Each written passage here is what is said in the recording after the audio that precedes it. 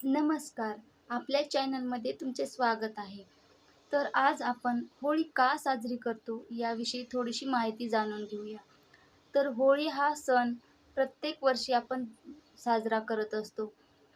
जगामध्ये खूप ठिकाणी होळी हा सण साजरा करतात. परंतु आपल्या महाराष्ट्रात होळीला खूप महत्त्व दिलं जातं. प्रल्हाद नावाचा एक असुर कुळात जन्मलेला भक्त होता. तो श्री विष्णूची सेवा खूप करत असे. नारायण, नारायण असं त्याच्या तोंडी रात्रंदिवस तो नारायणाचं नामस्मरण करत असे. परंतु त्याच्या घरामध्ये असुर कुळ असल्यामुळे त्याच्या वडिलाला हे आवडत नव्हतं किंवा त्याच्या घरी कोणालाच हे आवडत नव्हतं. त्याच्यामुळे त्याचे वडील खूपदा पण सांगून सुद्धा ते नारायणाचे नामस्मरण करणं सोडत नव्हता.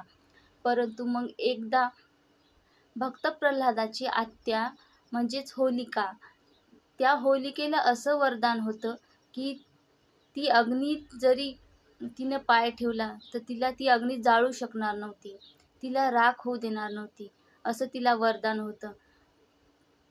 त्या भक्त प्रल्हादाच्या वडिलांनी ठरवलं, की आपण आपल्या मुलाला त्या होलिकेच्या मांडीवर बसवावी आणि अग्नी द्यावी.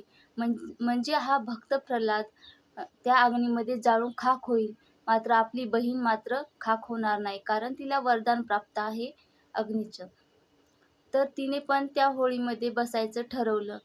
मग भक्त प्रल्हाद आपल्या आत्याच्या मांडीवर बसला आणि तिला दहन करण्यात आलं, तिला अग्नी देण्यात आली.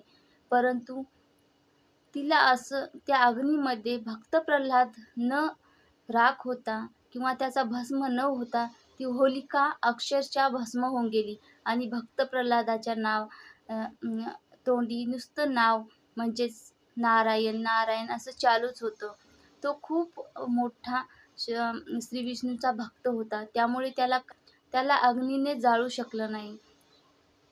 परंतु ही होलिका मात्र त्या अग्नीमध्ये भस्म झाली. होलिकेला अग्नीमध्ये भस्म न होण्याचं वरदान तर प्राप्त होतंच, परंतु त्याचा दुरुपयोग केल्यावर ती स्वतः नष्ट होईल, ती भस्म होईल असं पण तिला सांगितलं गेलं होतं.